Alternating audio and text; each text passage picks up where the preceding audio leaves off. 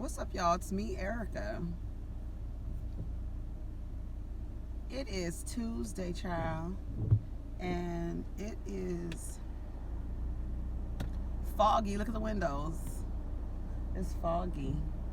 I'm trying to watch for these kids, child. So today we are going to talk about, I did not watch Love and Hip Hop Miami or New York, but I am gonna watch it because I got a clip of, I guess, the first episode with Trina and Trey's ex-wife or current wife, whatever she is,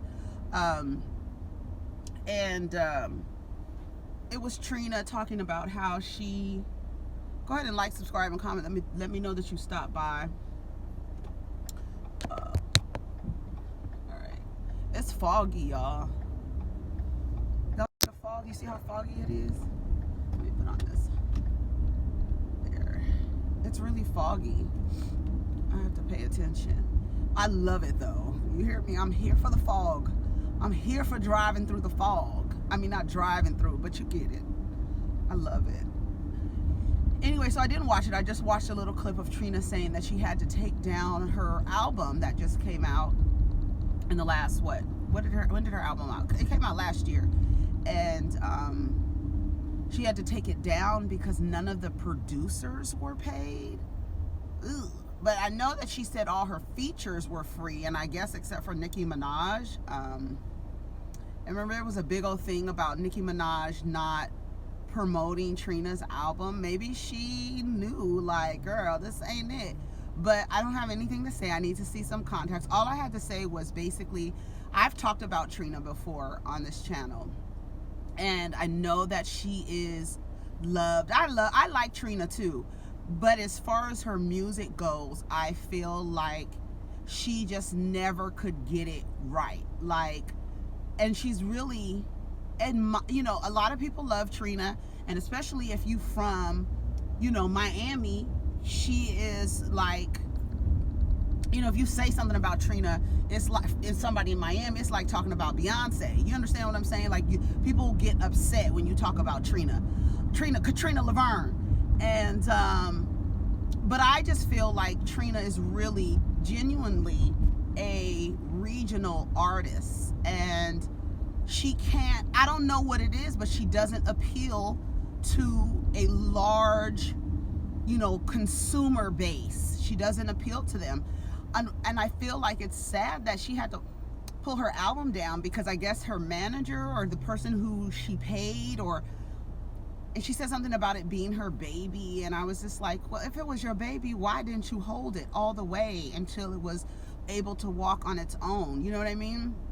But, you know, whatever. It's, you know, it's unfortunate, but that kind of stuff happens. I feel bad for Trina, but I think she should, I hate to tell people like, oh, you know, give up on your dream or whatever, if this is her dream. But I think Trina is so, I love the way she talks about different things going on. I love how fast she talks. Really, I do. I love how fast she talks, especially when she's getting somebody together. I love every minute of it.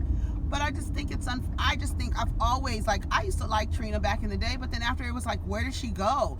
And she was always around, but it just seems like she just can't get it right, you know? And I feel bad. I feel bad for her, and it's unfortunate, but I feel like she's really a regional artist. I feel like she doesn't have a national appeal or an international appeal. It's just something about her, and I don't know what it is. I don't know what it is. I cannot tell you this is why Trina can't really, you know, the curl just won't curl right, you know. I don't know what it is. I just don't know.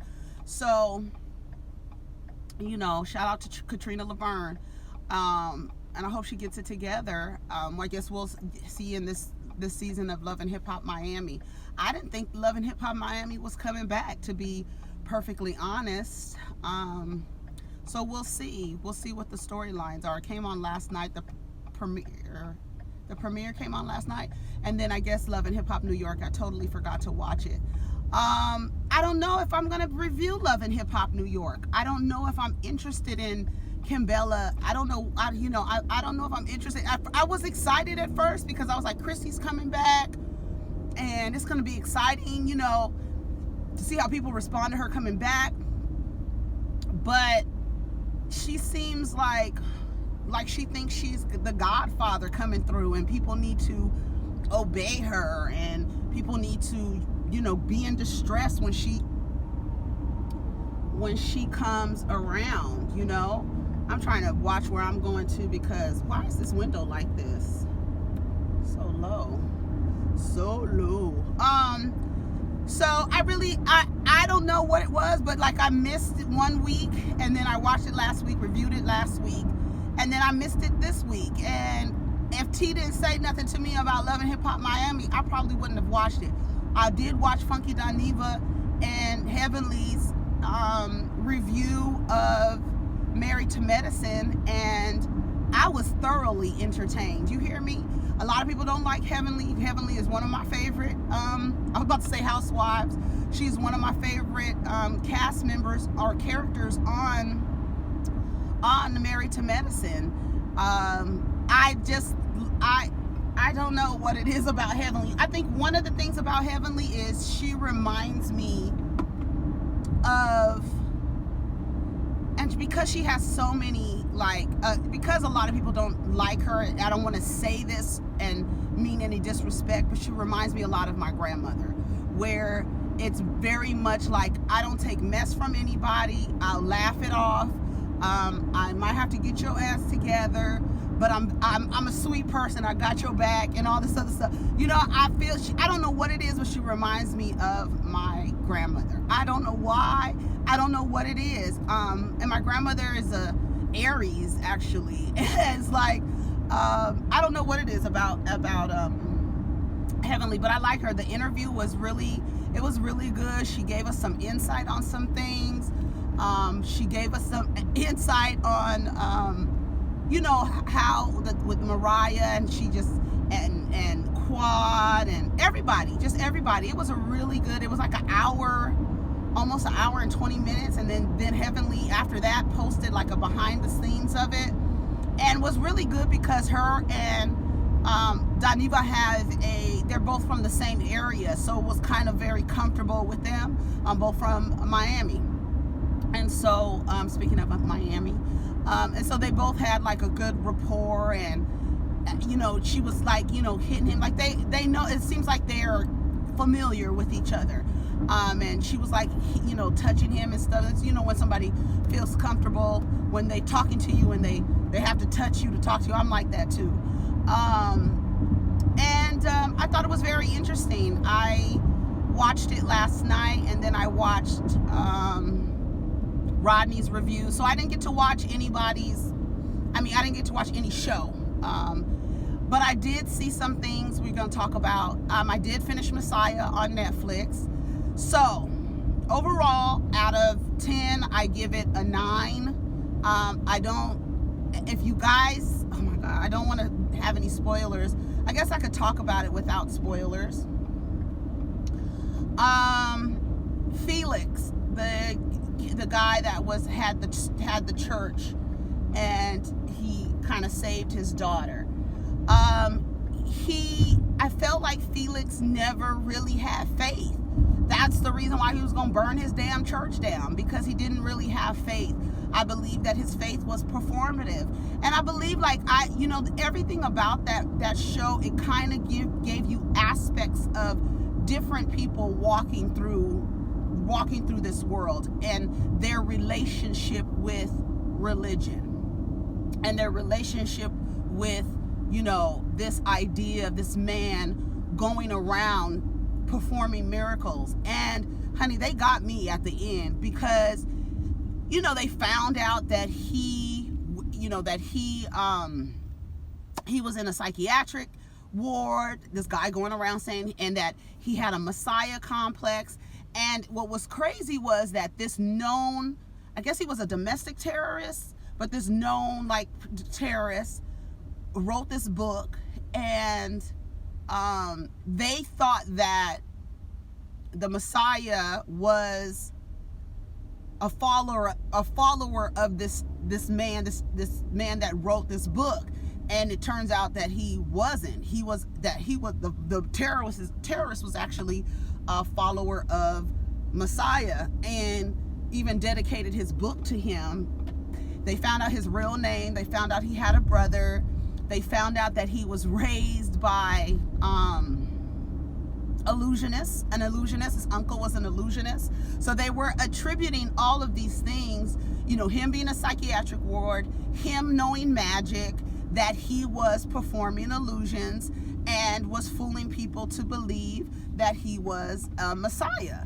And the president started talking to him, and the president was like, he was talking to the, I can't remember the actor who played the president, but they had put a, you know, they had put a this thing over his head, like a hood over his head, and took him to meet the president.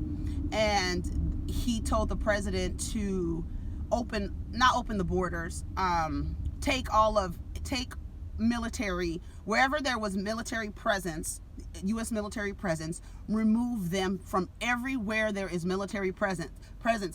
And the president was really thinking about it, had a dream. It was funny because he had a dream, and in his dream there was like water at his feet. And when he woke up in the morning and turned the news on, that said it was a flood in Florida. It was really good. I thought it was really good. I don't know how they're gonna do a season 2. If they're just gonna be on the run, you know, looking for him everywhere, because the white woman who lost him, she was so mad because she lost him. Felix basically sold him out. He made a decision to go meet with the president, and then he talked to the press, and he was mad. Felix was mad. Felix was the guy who Messiah saved his daughter in a tornado, and he was like, I know who you are, and he started following him. The wife was like, she's an alcoholic, and she was just like, you know, she's the church, what do you call it, the first lady of the church, and she's an alcoholic child. And she was like, I don't believe, she was drunk, and one of those CNN reporters was talking to her and was like, so she was like, I don't think he's no Messiah. She was all drunk and shit at the bar. That shit was so funny to me, because she was drunk and she didn't believe nothing about dude. And then he kept saying that their daughter, he kept like focusing on their daughter, and they were like, what do you want with my daughter? Why are you focused on her? And it was like he picked, like, it was like three people. And then even like the guy that was watching him in the international, I can't remember what agency he worked for, but he was like, he's real, because they sent a prostitute to kind of tempt him. And baby, when I tell you, he read her down, and he was like, oh, you're here. He said, so you think we're gonna have sex? And he's very soft spoken, he's very like calm and everything. So it's really funny when he was like, so you think we're gonna have sex? And then she started crying, and she looked him in the eyes, and he was like, there you are, there's the real you, and all this stuff. And then it turned out it was the president's right-hand man that was trying to set him up with this prostitute. And she was like, here's your money back. I couldn't even do it. I couldn't do it. Like, take your money or whatever. And it was just really good. I thought it was very interesting. I don't know how they're gonna do. Oh, and then the young boy who became a suicide bomber, he went, and it was one of the guys in Israel that followed him. He kind of like, I guess he was like a disciple, but he never wanted to give up on him. He ended up, and his friend that was with him, his friend ended up being a suicide bomber. And when he came into the masjid to blow it up, he saw his friend, and so he decided not to do it. Like, he dropped the detonator, and then the guy who was teaching him how to be the suicide bomber detonated it himself. But the guy that was the loyal disciple to Messiah, he was like giving a speech at the time. Baby, he didn't even die in this explosion. And that's why I was like, I don't know what they're gonna. My son said that was the Messiah. He was like, I think he is the Messiah, because how the hell did he live in that explosion? How did he live? And he was in the desert, and he was like dehydrated and everything, having visions and shit. And hold on, let me get over. All right, having visions and shit. It was good. I think I talked about it for too long, so I'm sorry if I spoiled anything for you, but It was good. And then I watched this other movie called Sweetheart, and it's the girl from Dope. I don't know if you guys seen that movie Dope. Is it called Dope? Yeah, it was Dope. The girl that played in that movie, she was in this movie called Sweetheart, and this girl, she's on this desert island. I don't know, was it shipwreck or what? We never figured out how she got there. Black girl, and she's on this island, and she learns that there's some monster who is coming out. She's trying to, like, you know, she adapted really quickly, but there's this monster that lives in the ocean, that comes out of the ocean at night on this deserted island and eats. And so she was stuck on the island. So that was pretty good. I feel like there's a lot of B movies on Netflix, because I'm watching this other thing called The Island with Kate Bosworth and some other unknown actors. I was like, this is like a B movie or something. Like, what the hell? But it's interesting. These people they find themselves on a deserted island, and and each of them were like, they all have on the same clothes. They're on this deserted island, and each of them they found when they woke up, they couldn't remember their names, and they couldn't remember anything. They didn't have memories of anything. They were trying to do word association, and they couldn't remember anything. They didn't even remember their names. And so I'm on the second episode of that. But it seems like it's going to be a dumb movie, so I don't know. So anyways, that's it with that. What else? Thank you guys yesterday for all those who left comments under the video about me seeking a spiritual mentor, because some of you gave some suggestions and different people's names, and I really appreciate that, and thank you.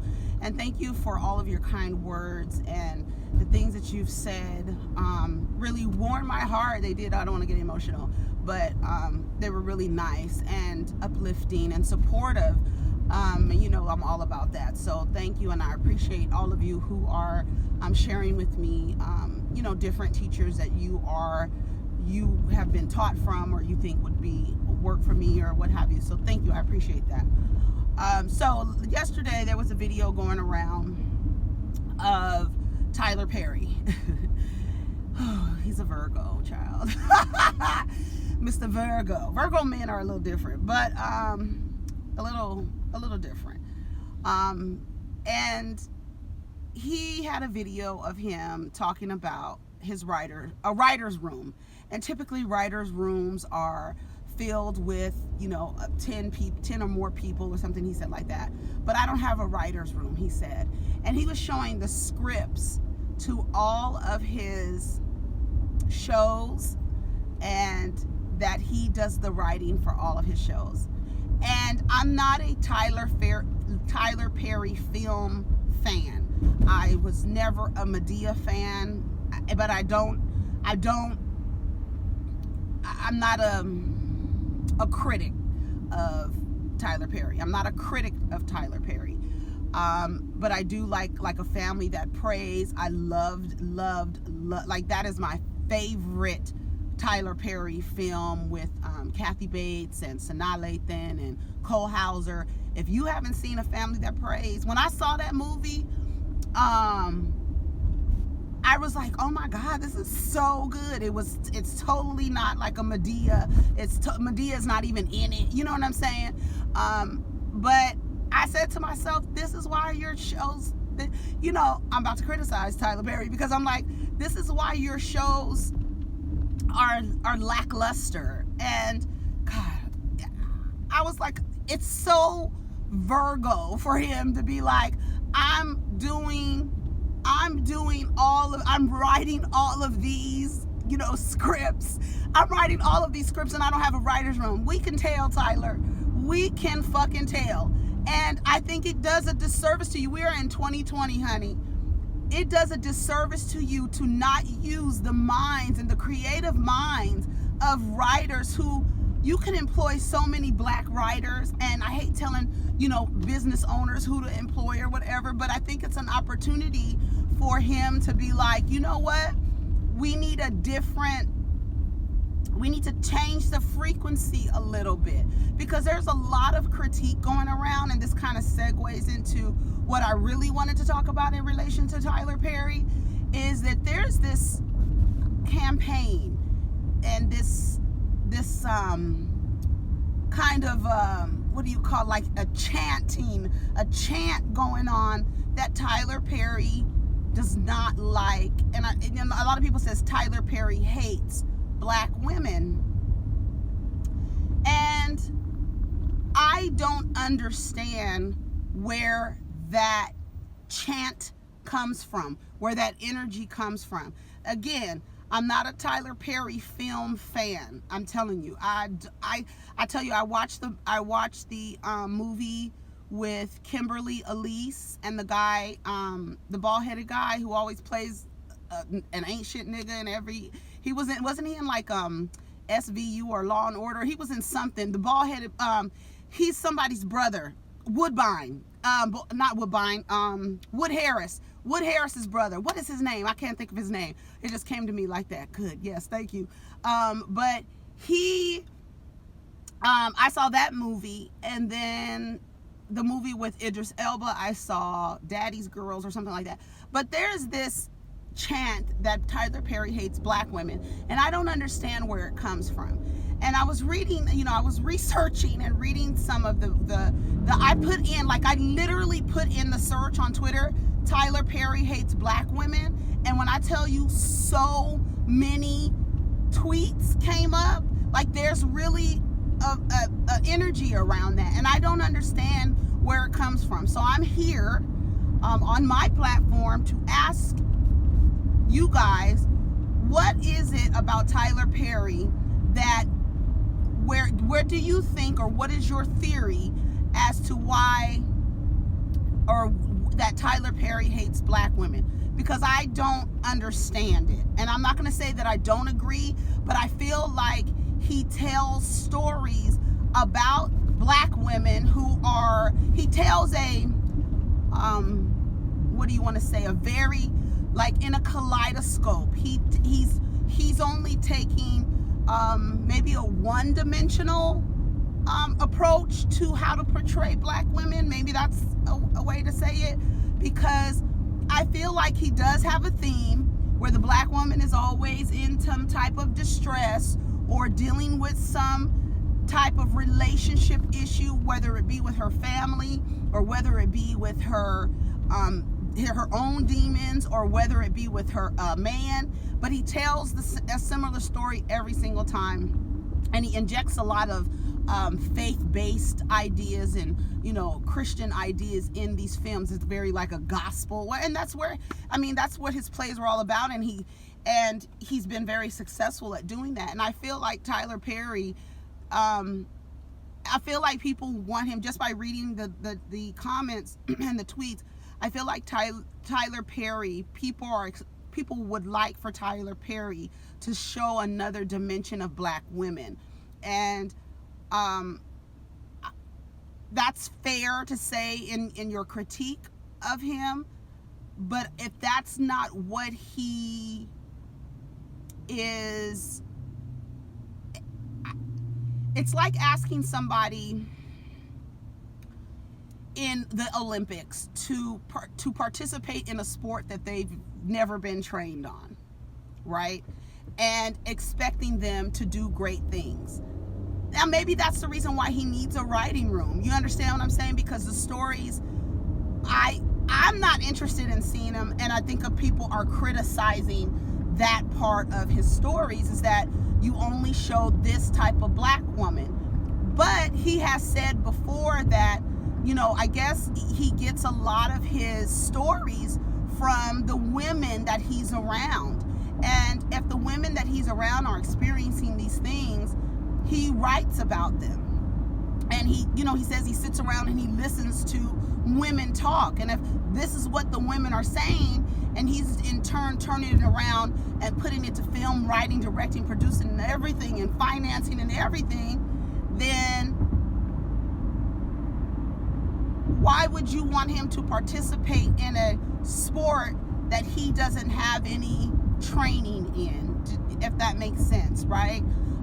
because whether or not you like to see a one-dimensional depiction of a black woman on a movie screen, the fact remains that we women are not one-dimensional, true. But there is a population of women who go through and can identify with his stories.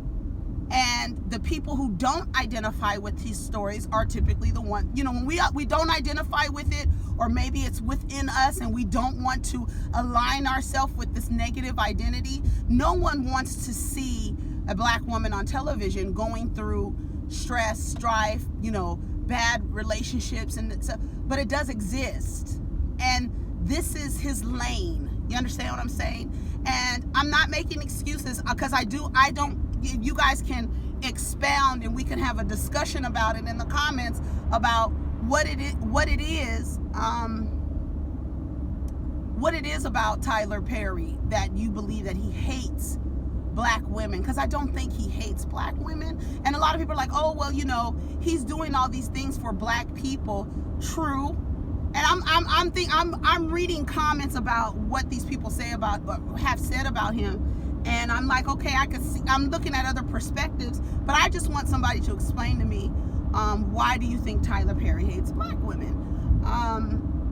And then I was reading some other comments when he was showing, that he's the only person in his writing room, which is, to me, I think creates a one-dimensional view of a character. If one person is contributing to the characteristics or the attributes of a character, you might get the same film over and over again, right? So I think that him showing, like, I'm the only writer, and then like he takes, ideas, he's inspired by conversations around him, because I heard him say that about that show that's on BET Plus, Sisters, and I've heard him say that he listens to the women around him, and that's how he comes up with the stories. But maybe you should have women in your writing room. Maybe you should have LGBT folk in your writing room. Maybe you should have, biracial people in your writing room. Maybe you need to have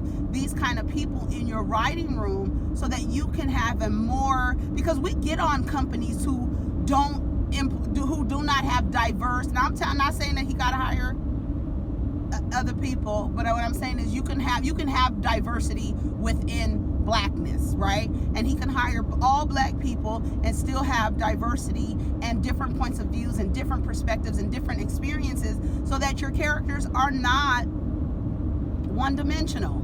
You understand what I'm saying? So get down in the comments, let me know what your views are as it relates to Tyler Perry hating black women. I just don't see it, but I can see where somebody would say that, because he's only showing one type of person every single time. And then somebody said he puts himself in the film as the savior. And I see more Tyler Perry films that are more on the I don't know. I saw like the one with the girl who cheated on her husband and ended up contracting HIV. I saw that. That was a Tyler Perry film. And then wasn't Acrimony, which was an awful film. I thought it was horrible. And that woman was horrible, and maybe that's what it is. Like, the women don't want to see these type of women on screen, but it's not like these women don't exist. And it's unfair to say, well, I don't want to see this kind of woman on film because it depicts a woman in a negative way. We all have negative attributes about us. None of us are angels. You hear me? And I think what happens is when people see things that they don't identify with, or don't want to identify with, or don't, because what's crazy is, as it relates to that, I see a lot of, over and over again, black women saying,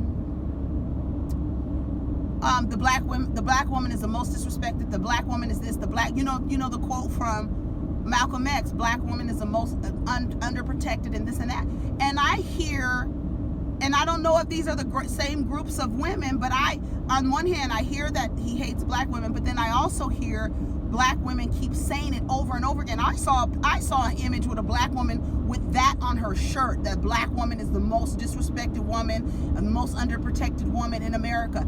I would never wear a shirt proclaiming that. Do you know the energy? Like, when we keep repeating things over and over and over again, it's almost as though there's this kind of tethered identity to victimization and being a victim. And when I feel like if we keep repeating that over and over again, understanding that while it may be true as a black woman, you don't have to keep saying, you know, we're the most hated, you know, we're the most. Yes, we know. But what is that energy and that frequency that you're bringing to that? That's energy, right? And you keep saying it and saying it again. And I always say, you keep fighting for a title, you might get to keep it. You might get to keep it. You might get to keep that title. You might have to be the victim if you continue to have an identity to victimhood, right? Are our identities tethered to victimhood? Are they? And is it that when Tyler Perry makes these films about the black woman being the victim, is that something that you don't want to see? Like, I'm just, thinking that's a pretty color car. It looks like cappuccino or a latte or something. It's pretty.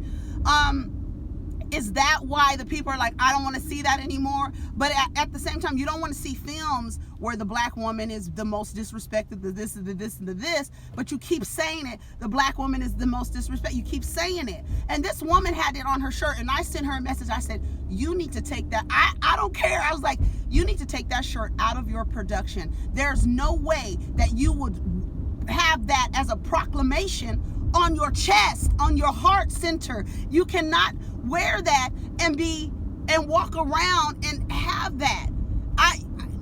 I'm making a shirt. I already started, and I couldn't find the good font, but I'm gonna make it because there has to be an antithesis to that statement. I would never walk around with that statement on my shirt. Are you crazy as hell? I said, y'all crazy as hell for having that in your production. Take that out of your production.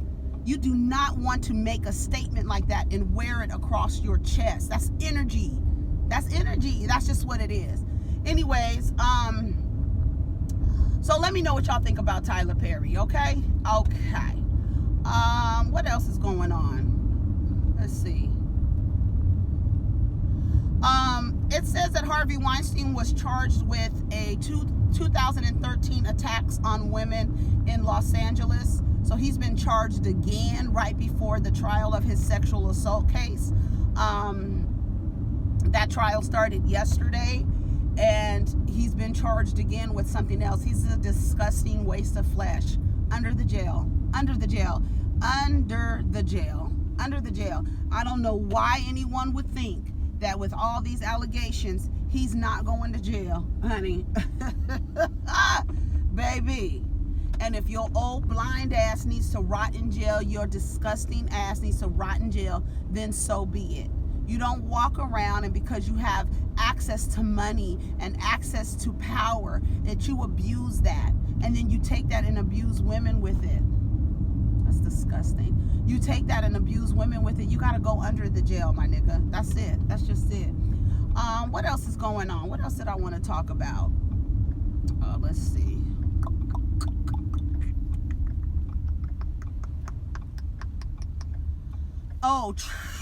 I don't want to mention it. I can mention it. Trey Songz was hit with another sexual assault suit after two women said that he attacked them. There seems to be a theme going on with Trey Songz where he likes to push women up against the walls and kiss them and assault them. There was a woman that, Keke Palmer said that, she had an experience with Trey Songz that was, what the public likes to do when a woman comes out and says that a man assaulted her is completely make fun of her, dismiss her stories, tell her that she was just looking for clout. And it seems to be a pattern of behavior going on with Trey Songz, where women are coming out saying that they are being sexually assaulted by him, and or him like pinning them up in corners and trying to kiss them, and things, disgusting things like that, unconsensual. And like I said on Twitter the other day, I feel like Trey Songz is one of those guys.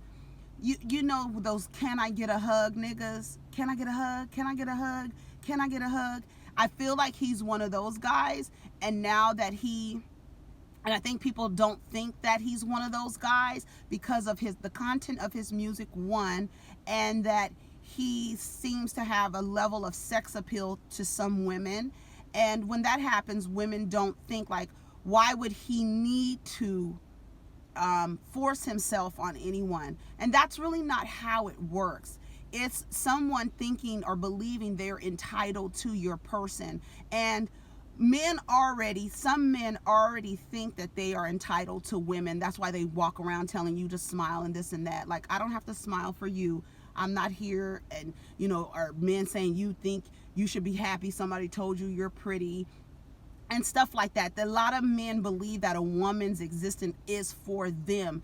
And so when they get to a certain level of power and access and reach and influence, they tend to take that and start abusing women with that. Because now I assume that you want me because I have money. 2, I'm a nice looking guy. 3, I am in the limelight, so you want me, right? And when a woman declines that, because you already have the idea that you're entitled to her, you then become aggressive and violent with the woman. And I believe he's that "can I get a hug" ass nigga, and that now that he has money and shit, he's like, I'm just gonna take it. I don't give a damn. I used to ask you for a hug, now I'm just taking the hug. You understand what I'm saying? And I think I hope that all of, like, it says he faces a $10 million lawsuit for an alleged sexual assault of an unnamed woman. And people get upset when women go after civil suits and things like that, because they think that you just want money. Remember when Remy Ma was saying shit like that, like, if you experience sexual assault or rape and you ask for money as restitution, is that the right word? Reparation, that you are a prostitute. Remember when she said that? Oh God. And I think that when the woman or the person who was a victim looks for a civil suit, it's because I need to put a price on what you did to me and the things that I had to do to get myself better. It's the same thing. It's funny because I don't want to, maybe it is a parallel, because that's what courts do with like child support. We need to put a monetary value on visitation. We need to put a monetary value on time spent. We need to put a monetary value on that. So there is a dollar amount attached to that. And that's the same thing that happens as part of these cases where the woman's like, well, I had to go through all of these things, so I would like money, a value put to that. And however much it is, the key is to make sure these men are not doing these things to women. Like when Keke Palmer came out, I watched that video. Wendy Williams kind of attacked her and victim shamed her. And I love when Keke was like, you weren't there, so you can't tell me what I experienced, whether you believe it or not, but you can't tell me my experience with this person. And I think a lot of that happens. But anyways, Trey Songz, you need to get your shit together. And if all of these allegations turn out to be real, you deserve to have your ass in jail too. I know you have a new baby, but no, you cannot force yourself onto people because you believe that you're entitled to their person. You can't do that. And you cannot use your money, your influence, your access, and your reach to do that. And when we find that men do that, they are typically, and do you see what kind of crimes they commit? And they're against women. Why don't you use your power, influence, and reach to do right by women, to help women who are victims. Why don't you do these things? Like, why are you using your money to be violent to women? That's the same thing with R. Kelly. Now, I only watched one episode of the R. Kelly thing. I didn't realize that all the episodes, it wasn't really getting a lot of buzz. I don't know if that was intentional or not, but I need to watch all of them so I can see. The only one that I saw was them telling the story about how he was abused as a child, and you know, what that's true, or you know, it does not. It's a very low percentage of people who were a victim and become the person committing the acts, the victimizer, I should say. That's a very low number, and it's no excuse. There are so many people, unfortunately, who have been abused from one end of the spectrum to the other end, and they don't start abusing other people. So while that may be contribute to his crimes and what he did, but R. Kelly has been doing these things since I was in my 20s. So a 20-year span of him being a violent predator to black underage girls and women, you got to go to jail. You cannot be allowed to roam within our community, and you know, and then continue over and over again. And everyone who helped him needs to be charged with something, because just because the money ran out, now you want to talk. And that's the reason why you got to take the money from the people, because the money allows you to do these things. You got to take the money from them. You have to. When people are like, oh, why do they got to lose their livelihood? Because they're using their livelihood to abuse people, to be violent predators. The thing that allows you to do that has to be taken away from you. Period. It has to be taken away from you. Anyways, y'all, I'm here. I hope you guys have a wonderful day. Protect your energy. Uplift, support, and encourage each other, and keep each other honest. Be kind to each other. You know, don't take no shit from nobody. You are responsible for your own well-being, so please remember that. And again, thank you for everybody who left comments on the video yesterday about spiritual mentorship. I appreciate that, and I'm going in the office right now, and I'm gonna write down all the people that y'all suggested to me, and I'm gonna look into these things. And I appreciate you. You guys take care of each other. Protect your energy. Peace.